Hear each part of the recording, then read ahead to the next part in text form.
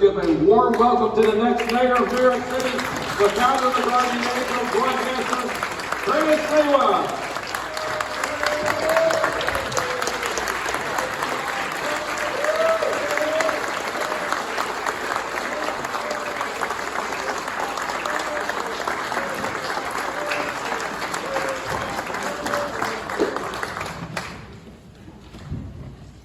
First of all, thank you for putting together this night of commemoration, the memorial tribute to all of those who died in the attack of 9/11, 3,000, 50,000 others who in many instances perished and suffered because of what occurred to them when they spent day in and day out down there trying to retrieve any remnant of a human being.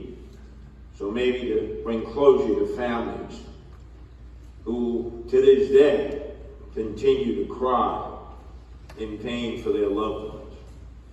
And our country at times has vacillated as to whether they should appropriate the money to care for the 9/11 workers, people who threw all caution to the wind while off duty, firefighters, police officers, EMTs, court officers, Port Authority police, all ran down there and continued to work morning, noon, and night as they were joined by other volunteers, people from the construction trades. As that film had indicated, after I had completed broadcasting all day with Ron Kuby, you imagine this, 5 o'clock at night being stuck in that room with Ron Kuby. It's hard enough having to deal with him 4 hours a day as I did for many years in the morning. But I'd first like to thank a few of the people that made this night a possibility, because they've worked very hard and very diligently for many, many weeks on this. I call him Mr. Met. He's from your community here, Kew Gardens Hills. Alan Sherman. Alan,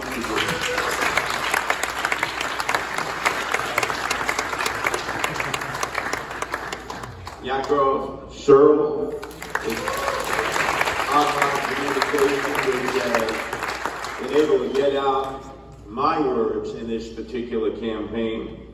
Rochelle Kirshner,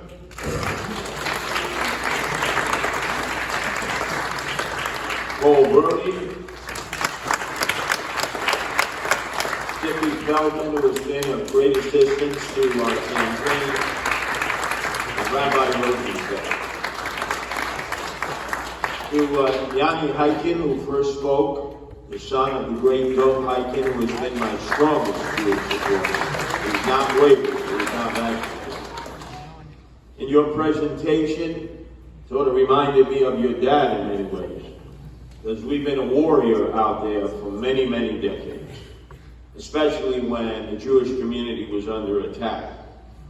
To Bob Holden, who is the leader of the group Democrats for Sliwa.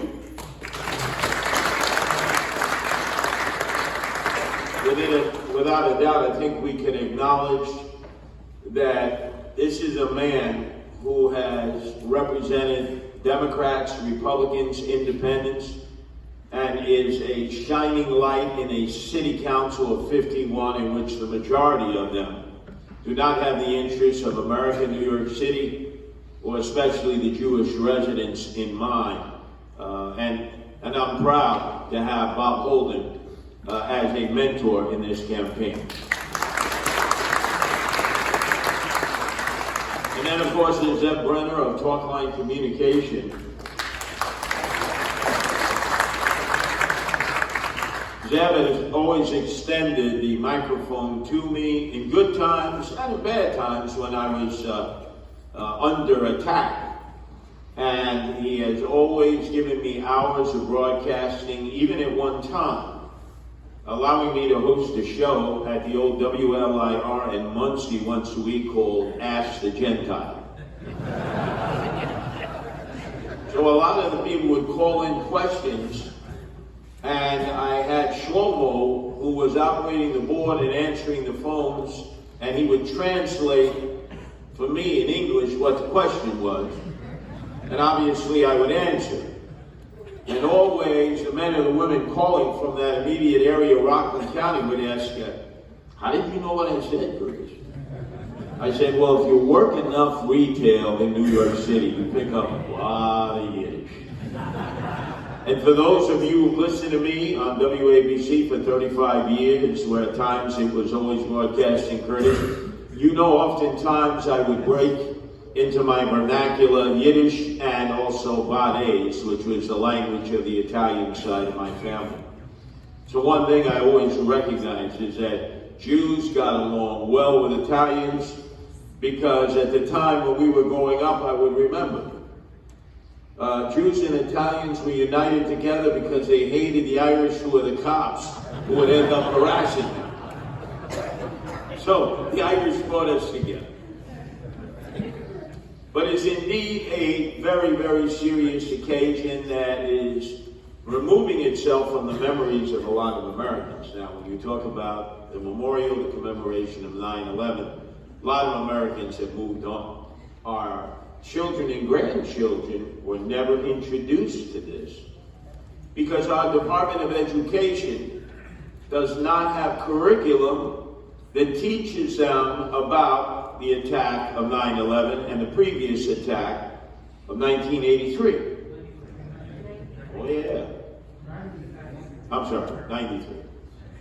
And I said to my three sons, all three who've gone to public schools, Anthony, Carter, and Hunter, do they teach you about 9/11 in school? No, they didn't.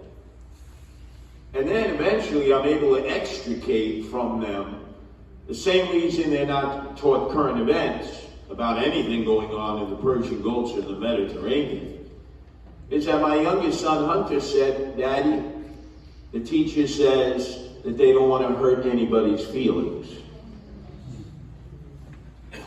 I remember distinctly in that classroom at PS 114 in Canarsie, an entire week every year commemorating the attack on America at Pearl Harbor, December 7th. And I know many of you did also.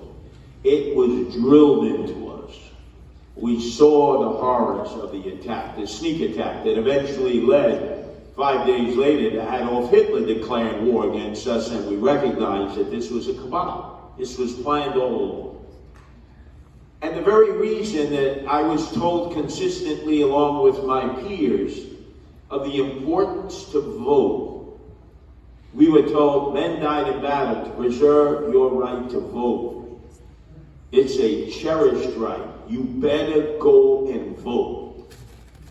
I remember my grandparents and parents dressing up in their Sunday best. There was only one day to vote, November 4th.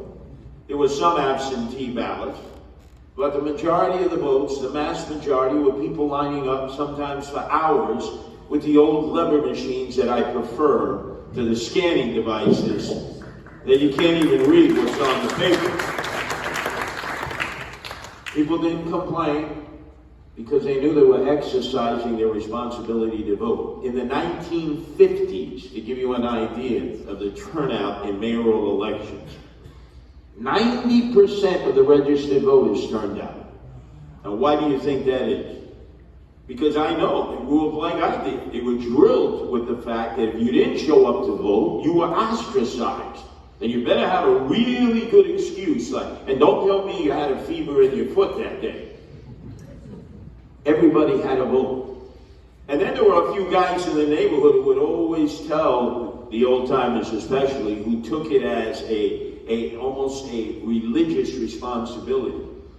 Tell your mother and father, Curtis, Francesca and Chess, I can't vote.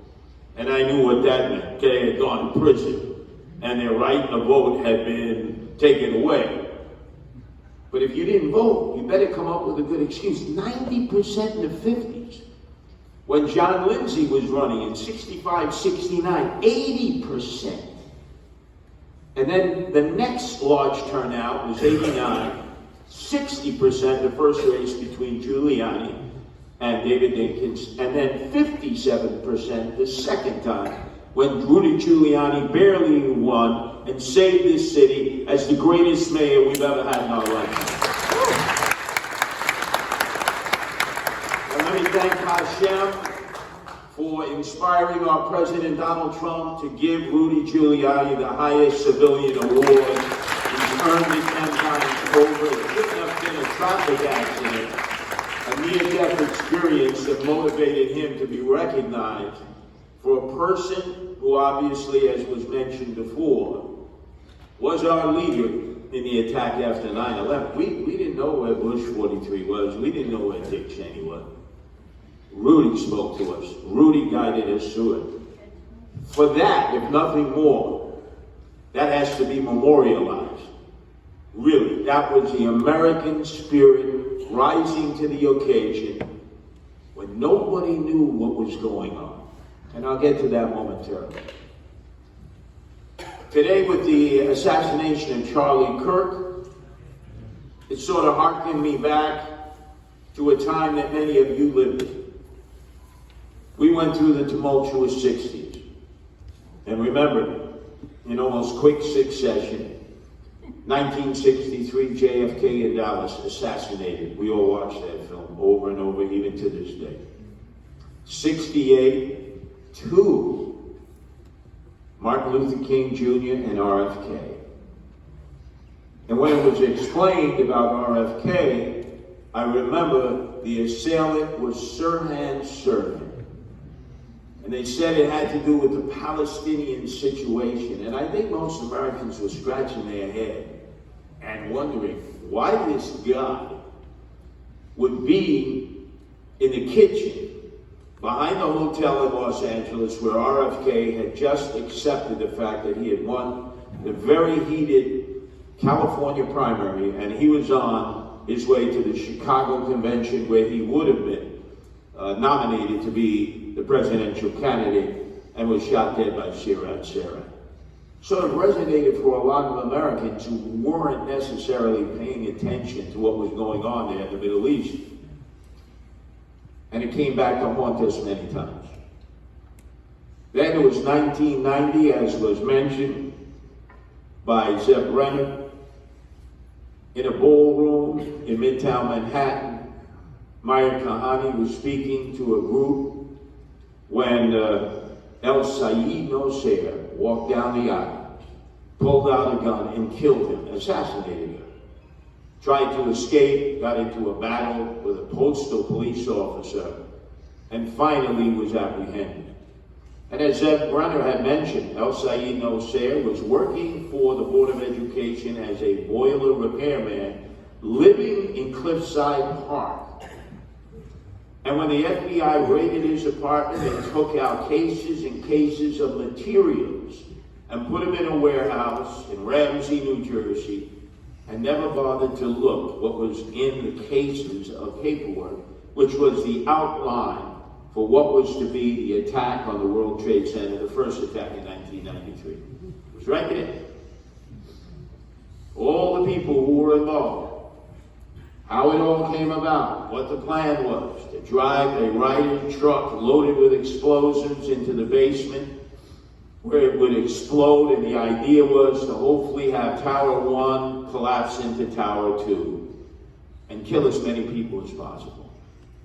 Well, we found out later when the FBI ended up arresting the head of the team that attempted to implode the World Trade Center at that point, Ramzi Youssef.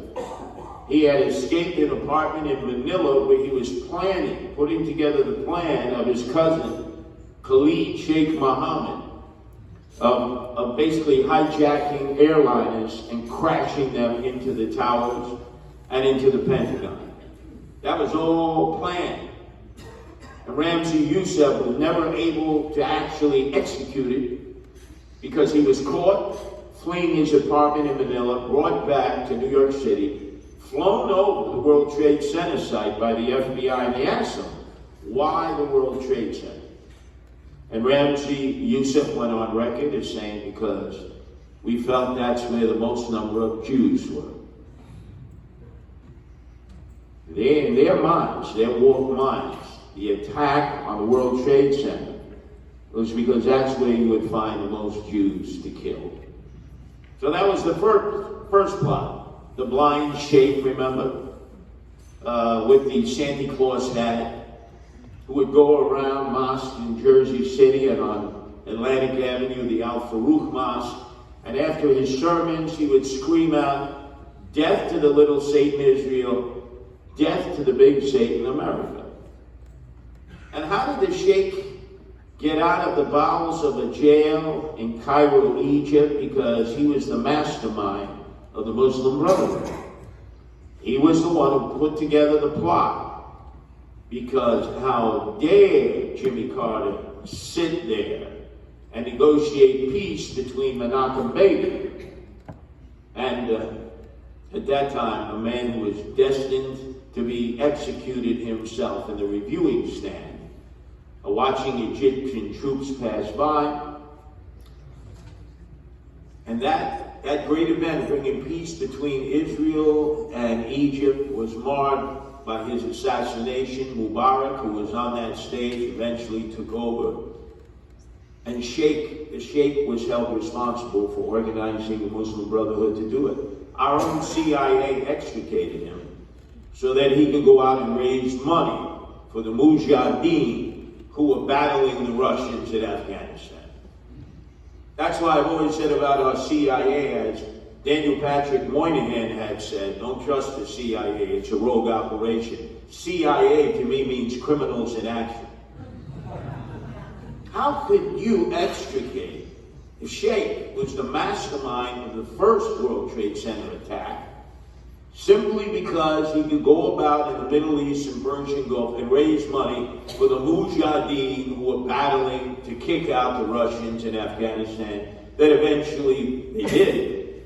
And it led to Osama bin Laden.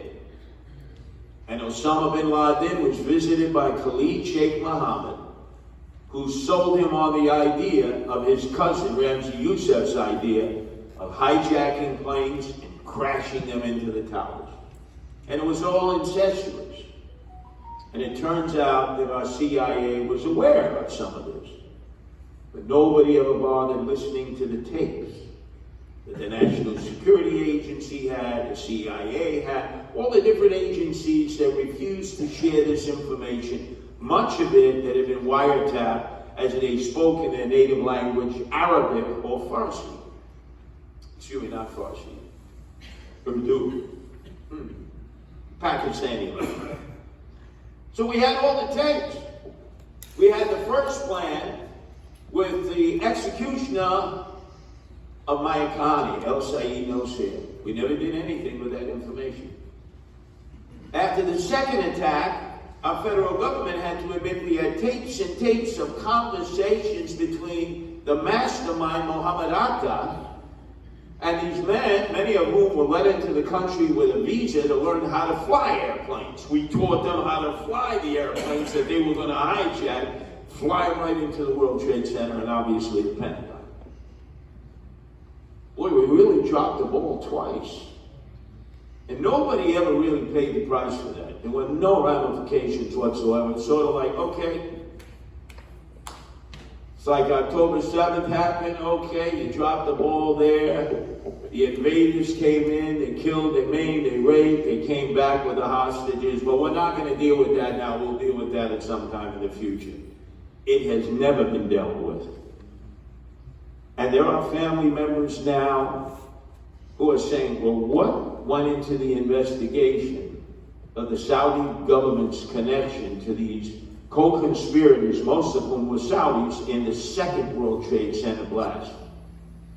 Many of the Saudis were rounded up by Bush 43's administration, put on planes, and sent back to Saudi Arabia.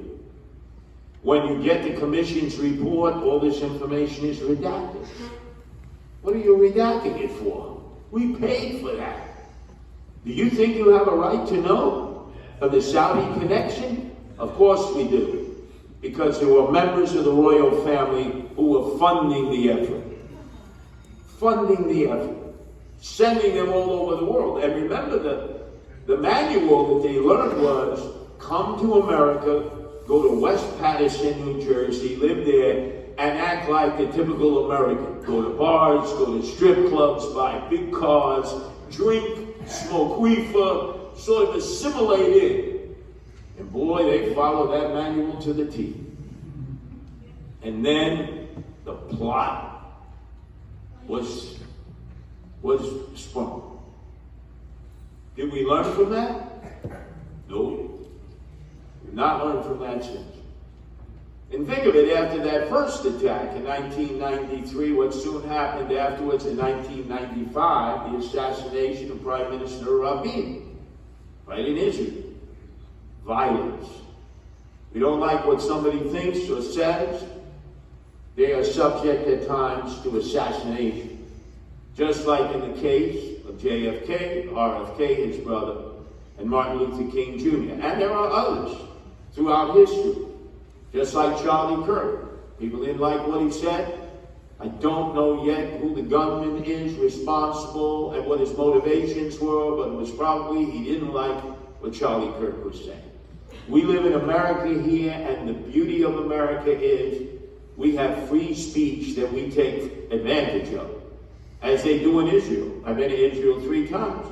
The one thing I learned as I was driven up and down in bus after bus, because every bus driver thought I was a member of the IDF, the paratroopers.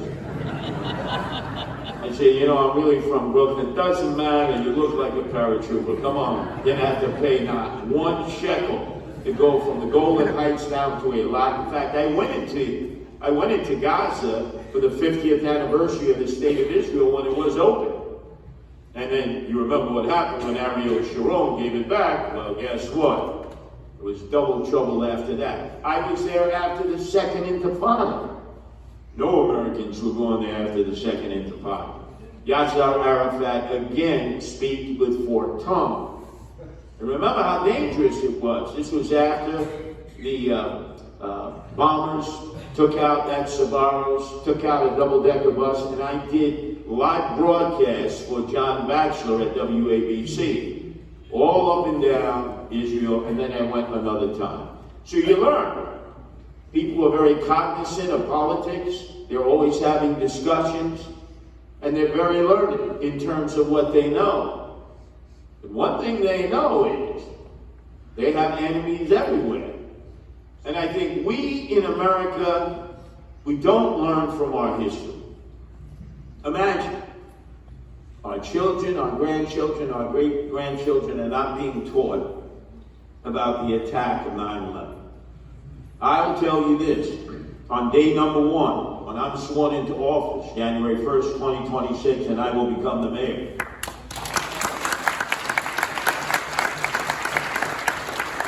Whoever I choose as chancellor, your first job is to make sure that's in the curriculum. How dare we don't teach our children and grandchildren? They don't know about it. We have only ourselves to blame for that. The second thing, we talk about anti-Semitism. I have adversaries running for mayor, have actually appealed to the Jews about anti-Semitism. They'll stop it, they'll prevent it. You've been very open-minded to them, but they never want to deal with it in the school system. Governor Cuomo had control of the Department of Education in Albany. He did nothing. And Eric Adams has control of the Department of Education right behind City Hall in the Tweed Courthouse. Perfect place for it, where Tammany Hall exists now. It's so corrupt. And we spent $41 billion, and my first and second statement to whoever is chosen to run the Department of Education, mandatory curriculum from 2nd and 4th grade. We're teaching what took place in the Holocaust. I don't care if it hurts people's feelings. And we're teaching these children about the dangers of anti-Semitism. That's a simple answer. We're dealing with this because I'm telling you as a Gentile, anti-Semitism starts in the household. It starts in the household, and then you learn it more in the streets, in the playgrounds. In school. You see others that you respect talk in an anti-Semitic way, and then you end up being like a parrot and repeating it all, regardless of your race or your ethnic background. I was in Japan with the Guardian Angels for an anniversary. I have a board of director of very esteemed men and women. And I remember sitting there, and this guy who was in charge of the Kiwanis group in the country said to me, "You know what our problem is with the bubble economy in Japan at that time? They were suffering there." I said, "No, tell me." "Jews." I said, "I haven't met a Jew here in Japan yet. Could you point one out to me and explain to me how they are responsible for the bubble economy?" And you know what he said? "They're here." I said, "Could you point one out?" "They stay hidden in the shadows." That's just an educated man. And there are others all over the world, as you have seen, unfortunately, when the ugly head of anti-Semitism rears itself. So if you don't nip it in the bud, if you don't teach a young child at a very early age before all the negative influences sink in, we are doomed to see the repetition of anti-Semitism like we are seeing now. So when we look at the story of 9/11, I don't look at it in the aftermath as everybody coming together, which it certainly promoted amongst us here in New York City. Democrats, Republicans, we were arm in arm, we were in solidarity. Bush 43, who visited the pile, didn't think he would be received well. He couldn't have been more hopelessly wrong. He was the president, he was in charge. He said, "We're going after Osama bin Laden and Al-Qaeda right there in the hills of Afghanistan, because the Taliban won't give them up." And then all of a sudden, Dick Cheney got involved, and he started convincing America that, oh yes, Saddam Hussein was responsible for that in Iraq. Misinformation, getting us off track, and allowing us to perpetuate this notion that our CIA really doesn't know what's going on because they haven't seemed to be able to get anything right. I mean, not anything right. Nothing. So, the commemoration will take place tomorrow. We're on the cusp of the most dangerous individual who might ever have been considered to become mayor. Zohan Mamdani. Call him a communist, he doesn't object. Call him a socialist, he doesn't object. Call him an anti-Semite, he doesn't object. He doubles down. And yet, did you see that survey in the New York Times where a predominant number of New York City residents for the very first time were more sympathetic to what was going on involving Hamas in Gaza than involving Israel? Well, guess what? I knew that all along. So I'm here not just to commemorate and memorialize, but I have come across many, many Jewish groups, and more so than other New Yorkers, they have fear, fright, hysteria over the coming of Zohan Mamdani. I'm going to leave. I'm going to Boca Raton, the sixth borough of the city of New York. What are we going to do, Curtis? You got to drop out. You got to drop out. You got to drop out. Let's settle that question. I'm not dropping out. I know what this is because I've seen it before many, many, many, many times. And you have to fight this. But I'm going to give you a little tough love here now. And remember, I've raised sons who are Jewish, Hunter and Carter. Their mother is Melinda Katz, the Queens District Attorney. And I was with them a long time, 13 years. And the benefit of accompanying them to shul and synagogue is I never had to take my red beret off because they have the biggest kippah for the whole. I go to church, I got to take the red beret off. Never in a shul or synagogue. But while you were all screaming and hooting and hollering, oh, Zohan Mamdani, how come you didn't rein in your children, your grandchildren, your great-grandchildren? I looked at the polls. I pulled out, we call them pullouts, on all those primary polls, and then the results of the election, where Cuomo failed.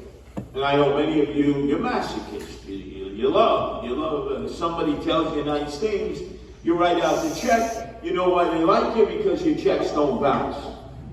Oh, well, I shouldn't say that. Well, that's anti-Semitic. That's the truth. Politicians love Jewish audiences because when they come there to get the checks written, the checks don't bounce.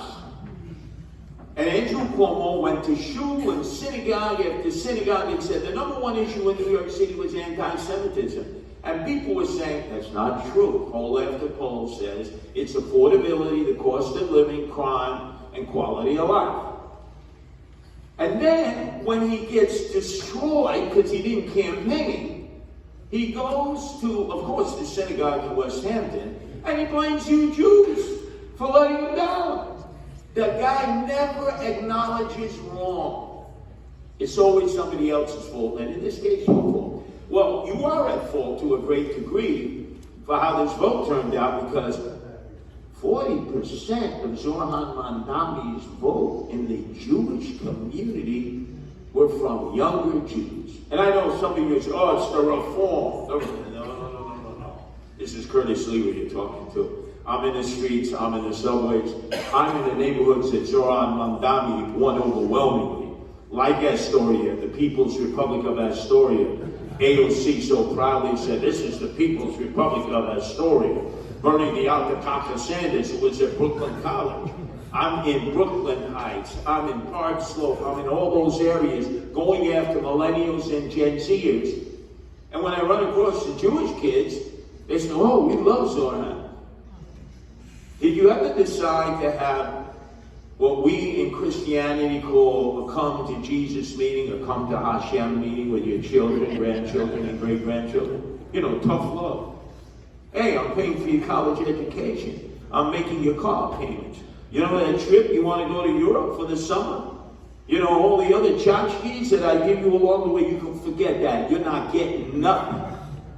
You're going to come into our house, a Jewish household, and openly promote an anti-Semite and tell me, oh, did you see his TikTok? What? What happened to the tough love? No, well, they're entitled to their opinion. No, they're not. Not if they live under your roof. My mother and father used to tell me all the time, oh, you think that way? Well, when you start paying your own bills, you can talk that way. But as long as you live in this house, you will do things our way, or pack your bags and get out of here. And boy, did I shut my mouth real quick. No 3 squares a day, mom tucking you in. You know, when you're the boy in an Italian household, you can do no wrong. My mother, Francesca, would go, ooh, my father, Chess, none of that. What happened to tough love? I haven't heard of one story in the Jewish community where all of a sudden you had to come to Hashem meeting with your children, grandchildren, and great-grandchildren. Why not? They're going to embrace this guy? They're turning him into a prince because he's good with videos? Are you not going to straighten these kids out? This is what has to be done. But I see parents and grandparents all over the city. It's not just Jews, it's Gentiles too. What do you want me to do? I want you to get tough with your kids. I want you to get tough with your grandchildren and great-grandchildren. Sit them down. Tell them your history. Tell them what anti-Semitism has done to your people. Remind them of the Holocaust. Well, we already talked. No. Double down on it. The same way that they doubled down on me in the 1960s at PS 114 about December 7th. Remember the Pearl? That forced so many to go vote because we felt guilty. If there's one thing I've learned about Jews, they have a lot of guilt. They carry guilt with them everywhere. A lot of surahs. Make your children, grandchildren, and great-grandchildren feel guilty for even thinking this. I would say, hey, you know something? On your way out the door, don't let the door hit you leaving. Take a menorah and impale yourself while you're going out the door. Really? You gotta get tough. I don't want to hear this while I'm packing my bags, I'm leaving. Wow, Andy Cuomo. What happens if Zoran Mandami wins? He was out in the Hamptons. He loves the Hamptons. He loves the billionaires. Oh, I'm going to Florida. Wow, I feel like that's a strong leader. But then again, he's done that before, right? When he was threatened with impeachment, where did he go? To the Hamptons. When Donald Trump was threatened with impeachment, he didn't go anywhere. When Donald Trump had to go on trial because of Bragg and Letitia James, he didn't go anywhere. He was in trial every day in New York City. That's the difference. Cuomo cuts and runs. Jews got to stand up and fight. If you don't fight your battles, don't expect the Gentiles to fight for you. So in the lessons of history, you're prone to be abandoned by Gentiles. I don't care where they are. Less likely here in America. But don't ever think that you can depend on any Gentile. You got to depend on each other. You got to bring together solidarity. You got to say to your children, grandchildren, great-grandchildren, this has happened to us time and time and time again, and we're not going to let it happen again. Muslims, there's 1 million in the city, and they're registering to vote. And in many instances, they are more conservative than even Orthodox and Hasidic Jews are, because their values about culture and politics are to the far, far right. Many of them, I remember, the Yemenites, the Pakistanis, they were wearing MAGA garb, MAGA hats, MAGA garb. They were supporting Donald Trump.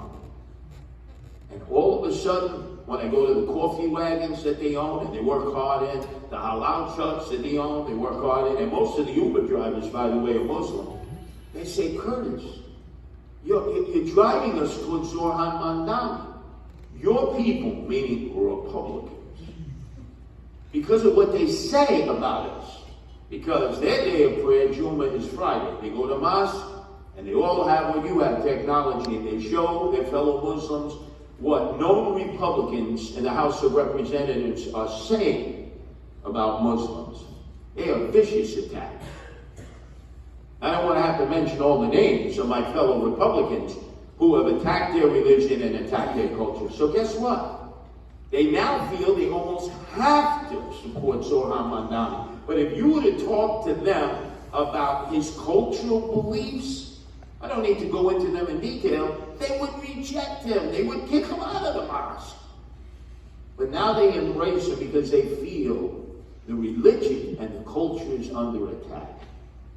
So let's get serious about this election. We got 2 months to go. Not one vote has been cast yet.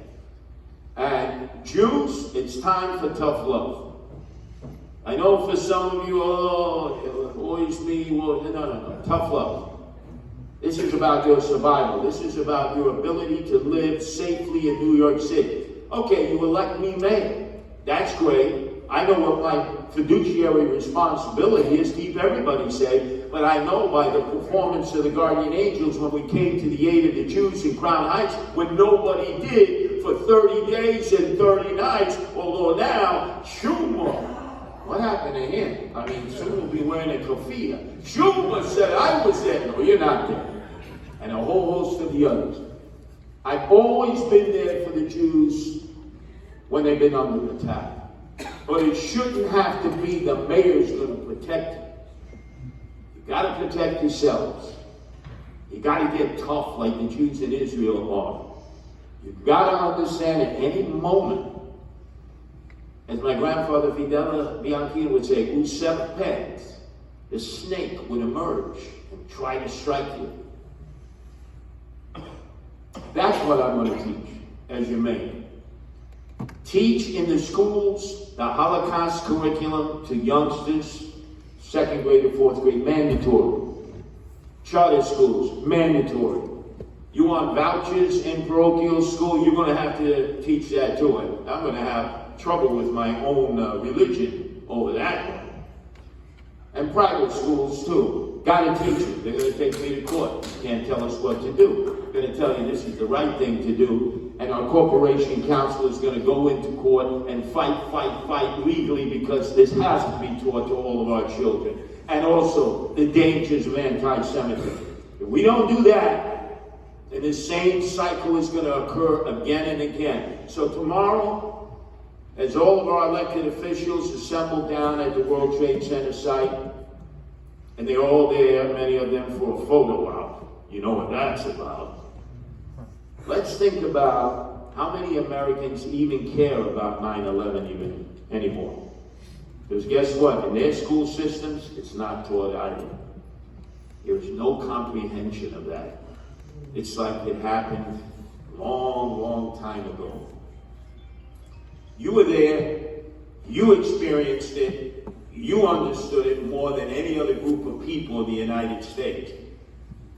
Let's make sure when we pass on to the hereafter that we have not cheated future generations by denying them the knowledge that probably your boobies, your zetas, your grandparents instilled into you about the shtetls in Europe, the flight of Jews all over the world, the history of knowing, get the passport, get whatever belongings we have, always be prepared to run. In America, you shouldn't have to run anymore. And I guarantee you as your mayor, you will not have to pack your bags, you will not have to leave. We're going to fight for what we know is right, and we're going to defeat the anti-Semites right here in the largest city of Jews outside of Israel.